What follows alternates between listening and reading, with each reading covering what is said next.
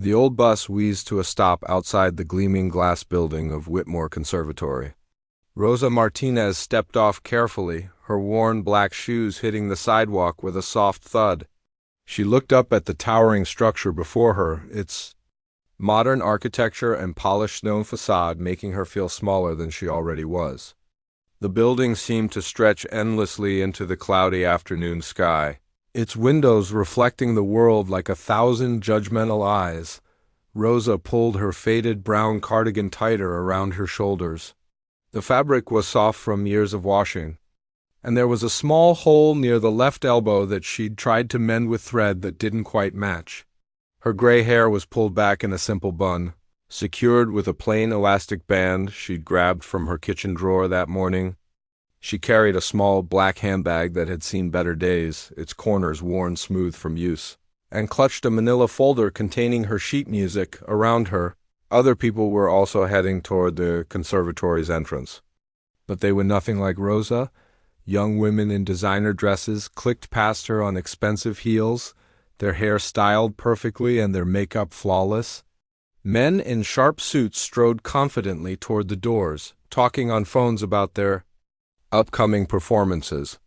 Everyone seemed to belong to a different world, one where money was no object and talent was expected rather than hoped for. Rosa had been saving for this audition for 3 long years.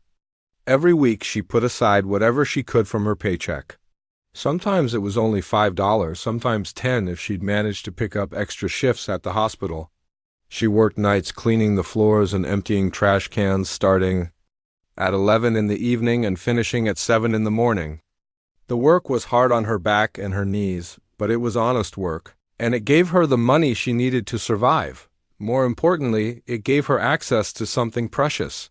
In the hospital's old recreation room, there was an upright piano that had been donated years ago. It was out of tune and some of the keys stuck, but it was a real piano. During her lunch breaks, Rosa would slip into that quiet room and practice. She'd learned to play as a child, taught by her grandmother who'd been a music teacher in their small hometown. But life had gotten in the way, as it often does. Marriage, children, work, bills, and responsibilities had pushed her dreams aside. Now, at 47, Rosa was finally ready to chase those dreams again. Her children were grown and living their own lives. Her husband had passed away 2 years ago, leaving her alone but also free to make choices she'd never been able to make before. She'd decided to audition for the conservatory's adult education program, hoping to study music seriously for the first time in her life. The audition fee had cost her $200. That was more than she spent on groceries in a month. But she'd saved every penny, even skipping meals sometimes to make sure she had enough. She'd practiced for hours every night after work, her fingers moving over the keys of that old hospital piano, while the rest of the world slept as Rosa approached the conservatory's entrance. She noticed people staring at her. Not the kind of stares that said they were impressed or curious, but the kind that said she didn't belong. A group of young women whispered to each other as she passed, their voices not quite low enough to hide their words. "Is she lost?" one of them asked with a giggle. "Maybe she's here for the cleaning job," another replied, causing them all to laugh. Rosa's cheeks burned with embarrassment, but she kept walking. She'd heard comments like these before, at the grocery store when she couldn't afford name-brand items, at parent-teacher conferences when she wore her work clothes because she didn't have time to change. She'd learned to let the words bounce off her, even though they still stung. The conservatory's lobby was even more impressive than the outside. Marble floors reflected the light from massive crystal chandeliers. Fresh flowers in expensive vases sat on polished tables. Classical music played softly through hidden speakers, creating an atmosphere of refined elegance. Everything screamed wealth and privilege, from the oil paintings on the walls to the designer furniture arranged in perfect clusters. Rosa felt like she was walking through a museum where she wasn't allowed to touch anything. Her footsteps echoed in the vast space, and she worried that everyone could hear her old shoes squeaking against the marble. She looked around for the registration desk, feeling overwhelmed by the grandeur of it all. Other audition candidates filled the lobby, and Rosa had never felt so out of place. The women wore clothes that probably cost more than Rosa made in a month. Their hair was professionally styled, their nails perfectly manicured. They carried expensive leather bags and wore jewelry that caught the light from the chandeliers. The men were equally polished, in suits that fit them perfectly and shoes that gleamed like mirrors. Everyone seemed to know each other, greeting friends with air kisses and excited chatter about their upcoming performances. They talked about their private instructors, their previous competitions, their summers spent studying in Europe. Rosa listened to their conversations and realized that most of these people had been preparing for this moment their entire lives. With every advantage money could buy, she found the registration desk, where a young woman with perfect makeup and an expensive-looking blazer sat behind a computer. The woman looked up as Rosa approached, her smile polite but distant. "Can I help you?" she asked, her tone suggesting that Rosa might be in the wrong place. "I'm here for the audition," Rosa said quietly, pulling out her confirmation letter from her manila folder. The paper was slightly crumpled from being carried in her bag, and she tried to smooth it out before handing it over. The receptionist looked at the letter, then at Rosa, then back at the letter. Her eyebrows raised slightly as if she couldn't quite believe what she was seeing. "You're Rosa Martinez?" she asked, typing something into her computer. "Yes, that's me," Rosa replied, trying to keep her voice steady. "Well, you'll need to wait in the seating area over there," the receptionist said, pointing toward a section of the lobby filled with comfortable chairs. "Someone will call your name when it's your turn." Rosa nodded and made her way to the waiting area, where most of the other candidates had already settled in. As she looked for an empty chair, she heard more whispers and saw more stares. A young man in an expensive suit looked her up and down and then turned to his friend with a smirk. "They're really letting anyone audition these days," he said loud. "Enough for Rosa to hear," his friend laughed. "I guess they need to meet some kind of diversity quota," he replied. Rosa found a chair near the back and sat down, placing her folder on her lap. She tried to focus on her breathing, the way she'd learned to do during her most difficult work shifts. In through the nose, out through the mouth. She thought about the music she'd practiced, the pieces she'd chosen carefully from her grandmother's old sheet music books. Around her, the other candidates continued their conversations about conservatories and competitions and famous teachers. Rosa closed her eyes and tried to block out their voices, focusing instead on the music playing softly in the background. It was a piece she recognized, one she'd practiced many times on the old hospital piano. She opened her folder and looked at her sheet music one more time. The pages were worn from handling, and she'd made notes in the margins with a pencil. These weren't the pristine, professionally printed scores that the other candidates carried.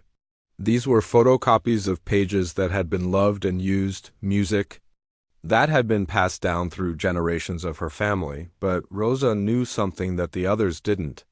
She knew that real music didn't come from expensive clothes or perfect hair or designer bags. Real music came from the heart, from years of practice and dedication and love. And despite everything she'd been through, despite all the whispers and stares and judgments, Rosa had more of that than anyone else in the room could imagine. Rosa had been sitting in the waiting area for almost an hour when she heard her name called. The voice belonged to a tall woman with silver hair pulled back in a tight bun, wearing a black dress that looked like it cost more than Rosa's monthly rent. She held a clipboard and looked around the room with the kind of authority that made everyone sit up straighter. "Rosa Martinez," the woman called again. Her voice echoing in the marble lobby. Rosa stood up slowly, her legs stiff from sitting in the uncomfortable chair. As she gathered her manila folder and small handbag, she noticed the conversations around her had stopped. Everyone was watching her now, and she could feel their eyes following her every movement. She smoothed down her cardigan and tried to walk with confidence, but her worn shoes seemed to squeak even louder against the marble floor. "Good luck," someone whispered behind her, but the tone wasn't kind. It was the kind of voice people used when they were making fun of someone, pretending to be nice while really being cruel. Rosa followed the woman down a long hallway lined with portraits of famous musicians. The faces in the paintings seemed to stare down at her with judgment, as if they too knew she didn't belong in this place. The hallway felt endless, and with each step, Rosa could hear the whispers and giggles growing louder behind her. "This should be interesting," she heard someone say. "I wonder if she knows what she's getting into," another voice added. "My phone is recording." "This is going to be hilarious," came a third voice, followed by muffled laughter. Rosa's heart sank.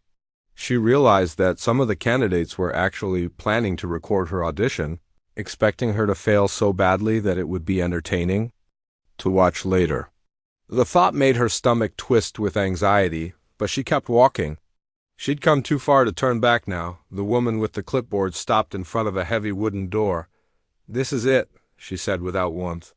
"The judges are waiting inside. You have 15 minutes maximum for your audition. Do not go over time." Rosa nodded, her throat too dry to speak. The woman opened the door and announced, "Rosa Martinez for the piano audition." The audition room was enormous, with high ceilings and walls covered in dark wood paneling. At the far end sat a magnificent black grand piano that looked like it had never been touched by anything less than perfection. The piano seemed to glow under the bright stage lights, its surface so shiny that Rosa could see her reflection in it from across the room. But what made Rosa's heart race were the three people sitting behind a long table near the piano. These were the judges, and they looked exactly like what she'd expected from a place like this. 2 men and 1 woman, all wearing expensive clothes and expressions that suggested they'd rather be anywhere else. The man in the middle was clearly the head judge.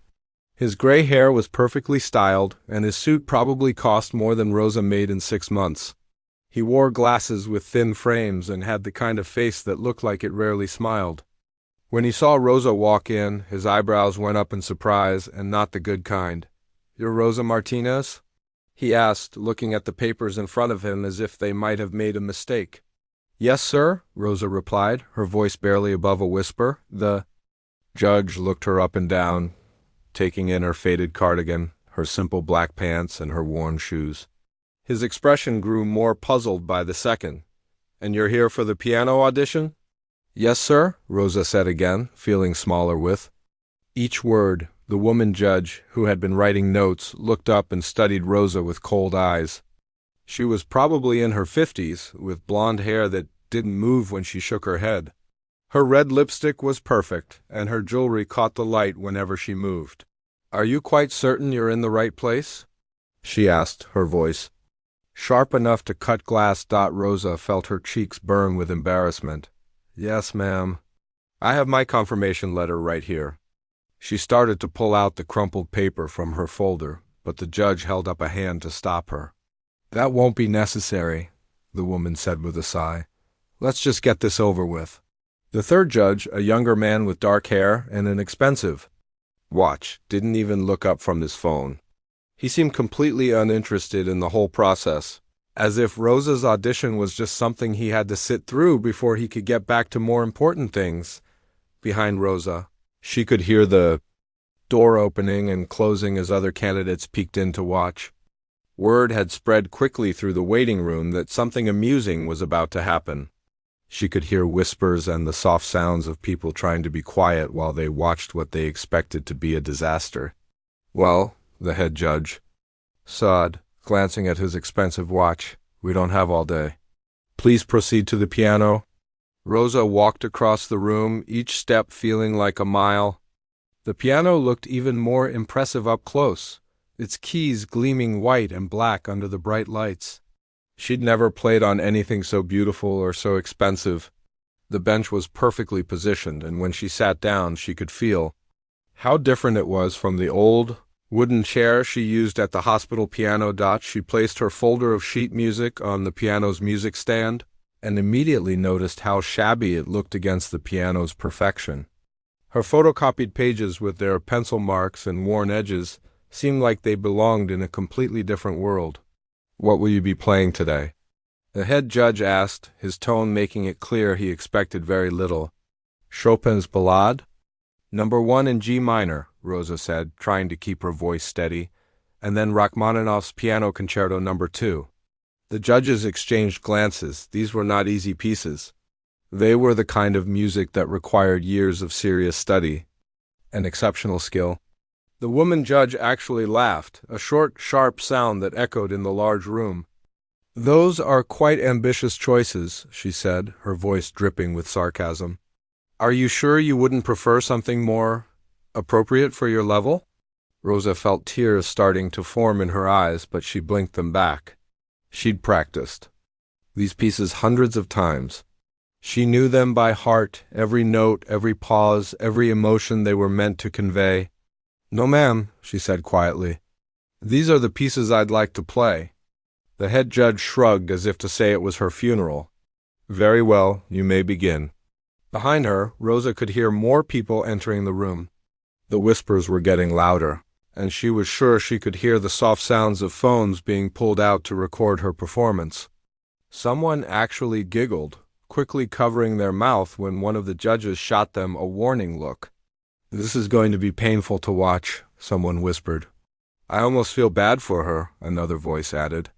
At least it'll be over quickly, came a third comment. Followed by more suppressed laughter, Rosa closed her eyes and tried to block out all the voices, all the judgment, all the expectations of failure. She thought about her grandmother, who had taught her to play when she was just a little girl. She remembered sitting beside her on the old piano bench in their tiny living room, learning to read music and understanding that every note had meaning. Every song had a story to tell. She thought about all those nights in the hospital, practicing on that old upright piano during her lunch breaks. She remembered the janitor's closet where she sometimes sat and hummed the melodies to herself.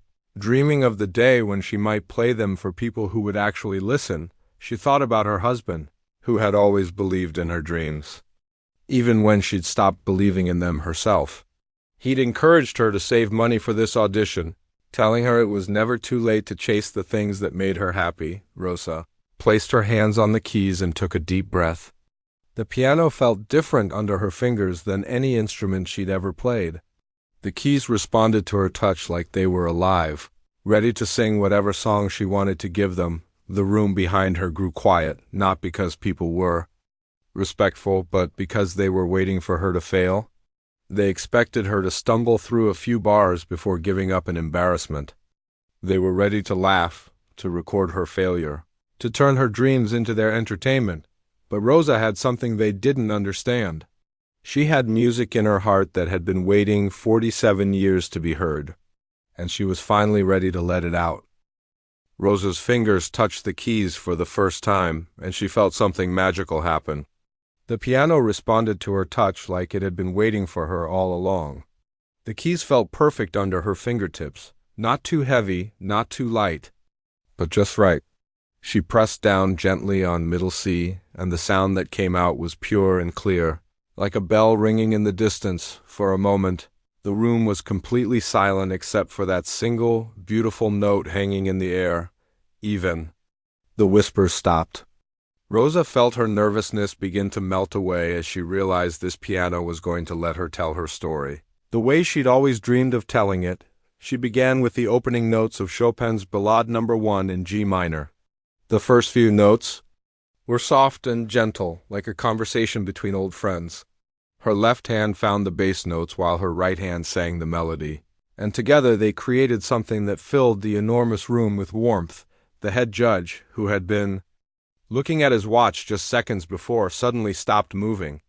His eyes went from the papers on his desk to Rosa's hands, watching as they moved across the keys with a grace that seemed impossible for someone wearing a faded cardigan and old shoes. Rosa's fingers danced through the opening section of the piece, each note flowing into the next like water running over smooth stones.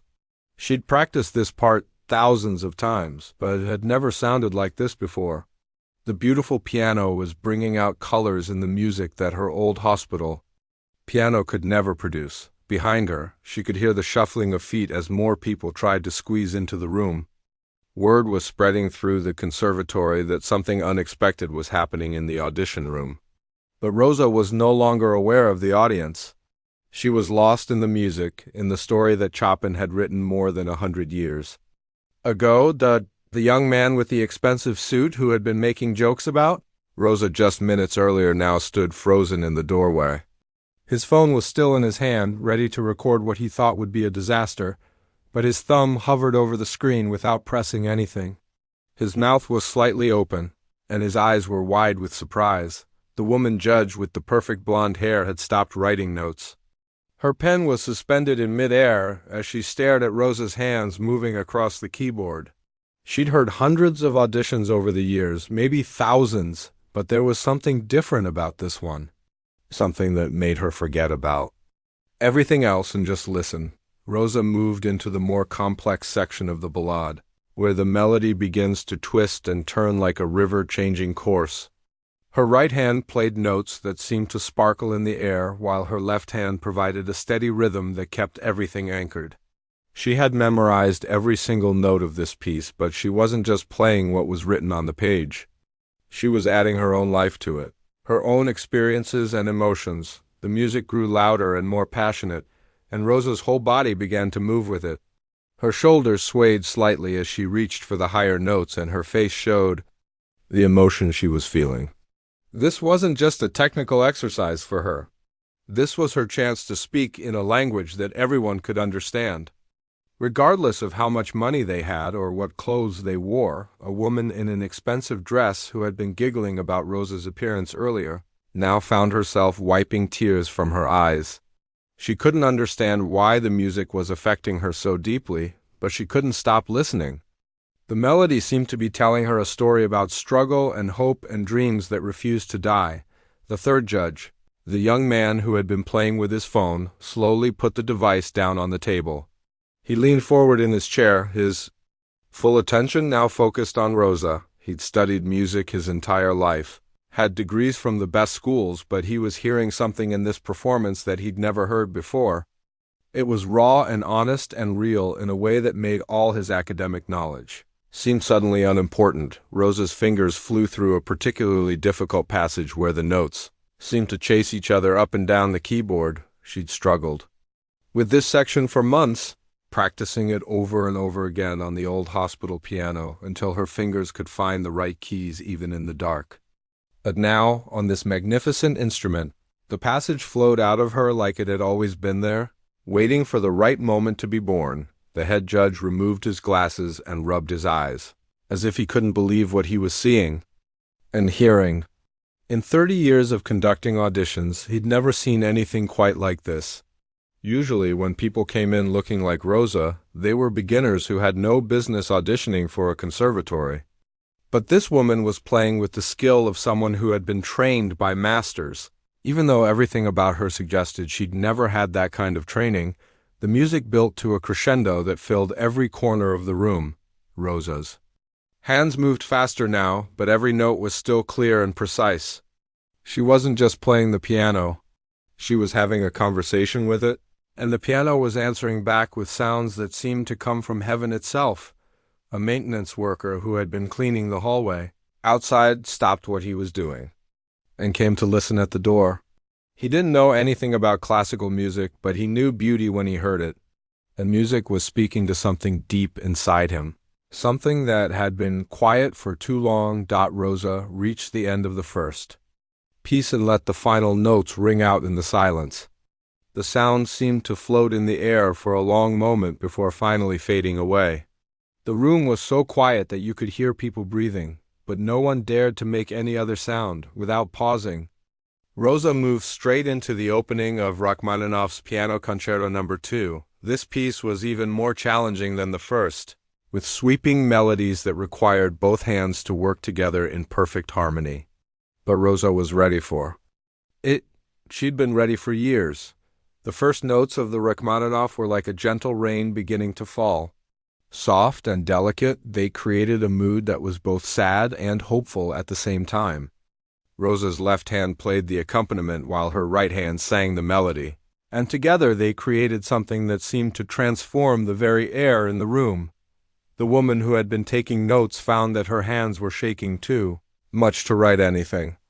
She set down her pen and simply listened, feeling like she was witnessing something that would change her understanding of music forever. This wasn't just a performance. It was a revelation. Rosa's playing grew more confident with each passing moment. The beautiful piano was responding to her every touch, bringing out subtleties in the music that she'd never been able to express before. She felt like she was flying, like she was finally free to show the world what had been locked inside. Her heart for so many years, the young candidates who had been whispering and laughing earlier now stood in complete silence, their faces showing a mixture of shock and shame. They were beginning to understand that they had been making fun of someone who possessed a gift that few people in the world could match. And Rosa played on, pouring her entire soul into the music, finally free to be the musician she had always known she could be.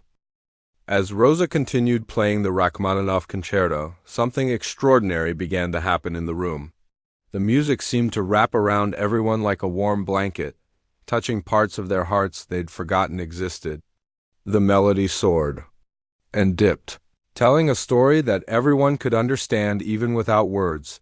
The head judge found himself leaning forward in his chair, his elbows on the table and his chin resting on his hands.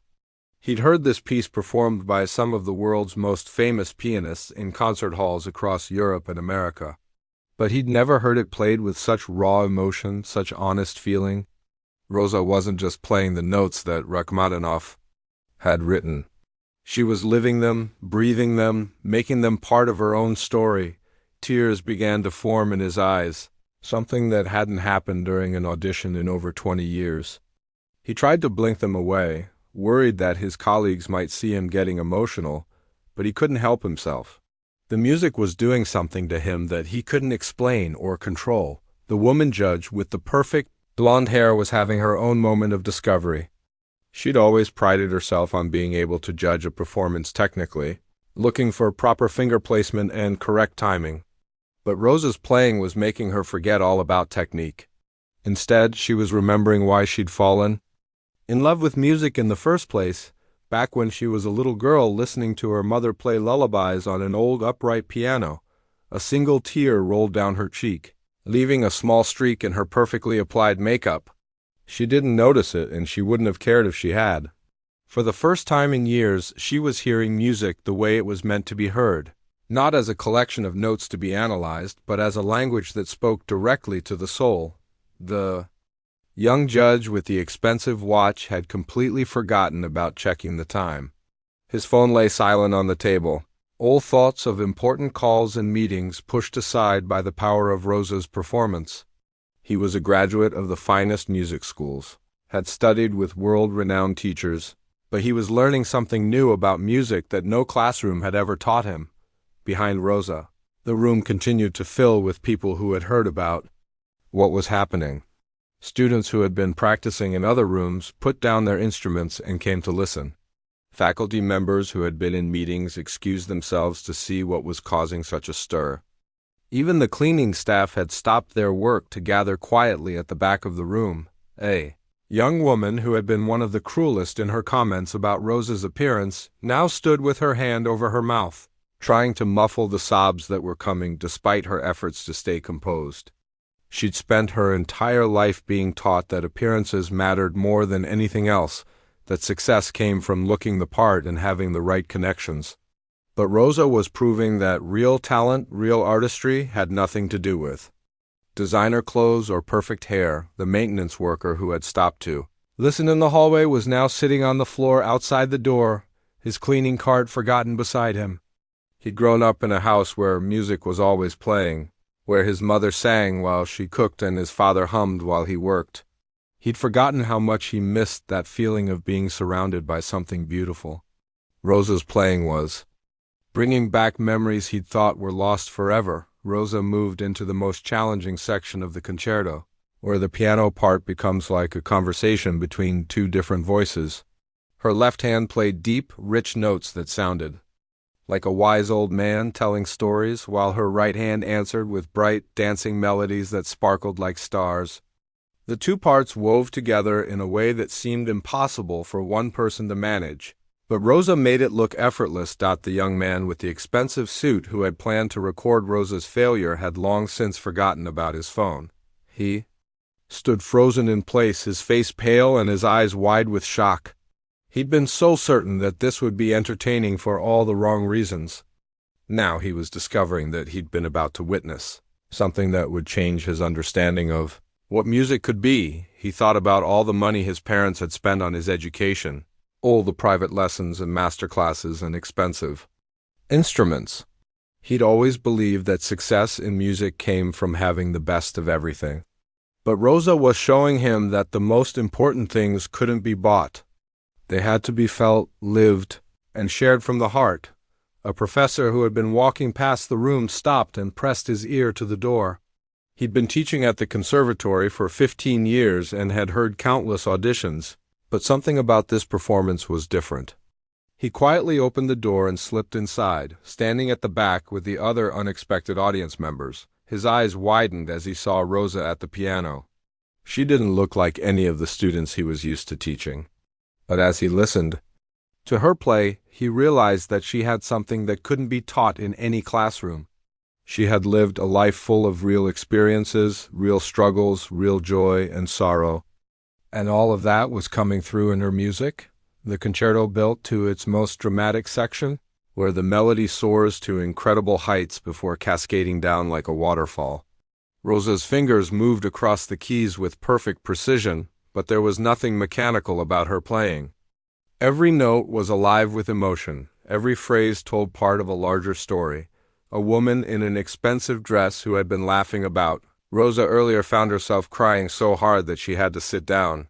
She'd always thought that classical music was boring, something that rich people pretended to enjoy to seem cultured. But Rosa was showing her that music could be as powerful as any movie or book, that it could make you feel things you didn't even know you were capable of feeling. The janitor who had been mopping the floors in the hallway came to stand in the doorway, his wet mop still in his hand. He'd worked at the conservatory for 10 years and had heard plenty of good playing, but this was something special. Rosa was one of his people, someone who worked with her hands and knew what it meant to struggle. But she was also an artist, someone who could create beauty that lifted everyone around her. Rosa reached the climactic moment of the concerto, where all the different melodies come together in an explosion of sound and emotion. Her whole body moved with the music now, swaying and bending as she reached for the keys. Her face showed the intensity of what she was feeling. The joy and pain and hope all mixed together in a way that made her look almost otherworldly. The room was completely silent except for the piano. No one coughed, no one shifted in their seats, no one even seemed to breathe. They were all caught up in the magic that Rosa was creating, transported to a place where nothing mattered except the beauty of the moment.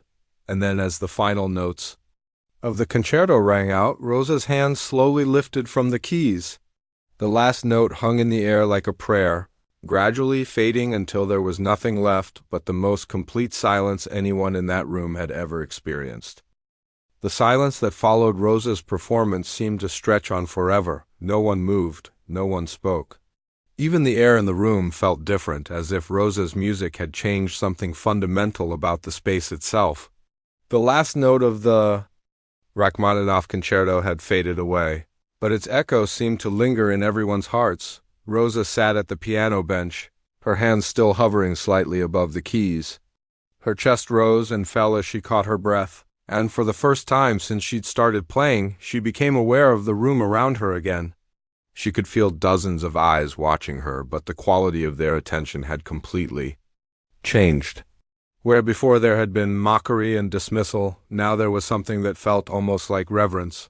She turned slowly on the bench to face the judges, her heart pounding with a mixture of exhaustion and nervousness. She'd given everything she had to that performance, had poured her entire soul into those 2 pieces of music. Now she had to face whatever judgment was coming. The head judge was staring at her with an expression she'd never seen on anyone's face before. His mouth was slightly open, and his eyes were red with tears that he wasn't even trying to hide anymore. His hands were pressed flat against the table in front of him, as if he needed to steady himself. For a long moment, he just looked at Rosa, without saying anything. Then, slowly, he began to clap. It started as a single pair of hands coming together, the sound echoing in the silent room like gunshots. But there was something about the way he was clapping that was different from polite applause.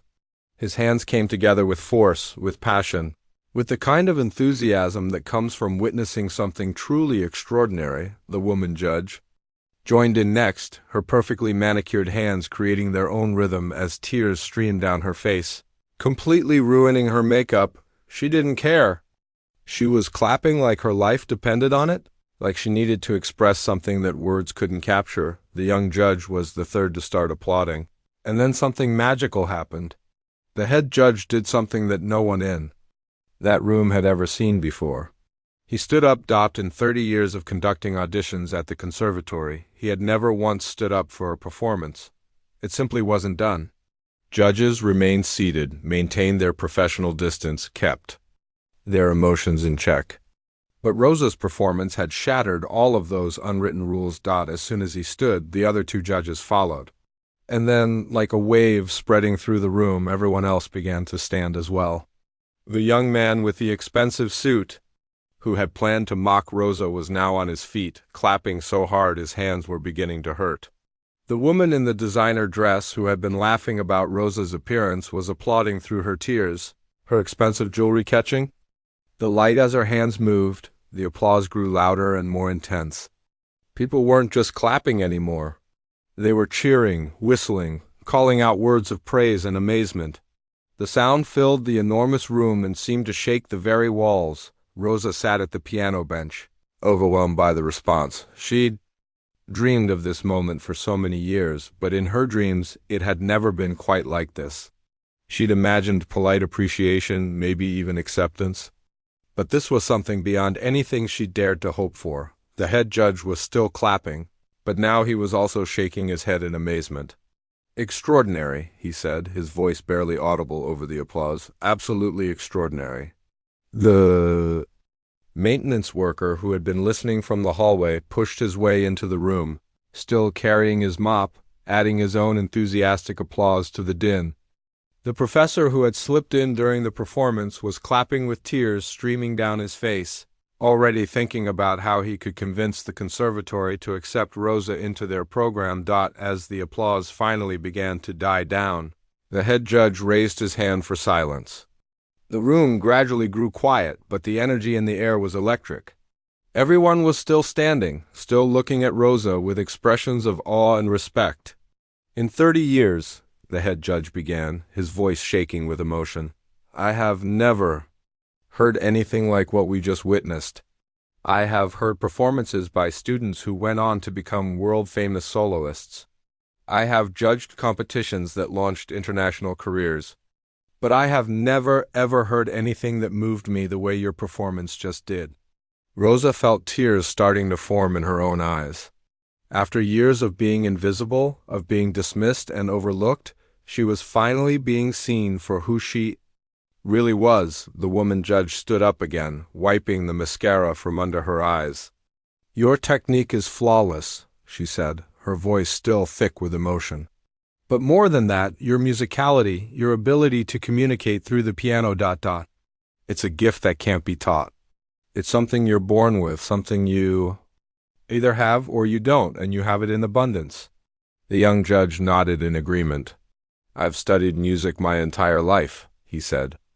I have degrees from the best schools. I've worked with famous teachers. I've analyzed thousands of performances. But what you just did, you taught me something about music that I never knew before. You showed me what it means to truly feel. Every note you play, Rosa finally found her voice. Thank you, she said quietly, the words barely audible in the large room. Music has always been my life, even when life got in the way of music.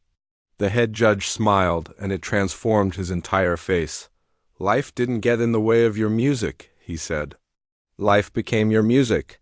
Every struggle you faced, every challenge you've overcome, every moment of joy and sorrow you've experienced, it's all there in your playing. That's what makes it so powerful. The young man with the expensive suit, who had been so cruel earlier, slowly approached Rosa. His face was red with shame, and he could barely look her in the eye. I owe you an apology, he said, his voice cracking. I said terrible things, made assumptions about you that were completely wrong. You're playing. It's the most beautiful thing I've ever heard. I'm sorry. Rosa looked at him with kindness in her eyes. We all make mistakes, she said gently. What matters is what we learn from them. The woman in the designer dress came forward next, her own face wet with tears. I was so wrong about you, she said.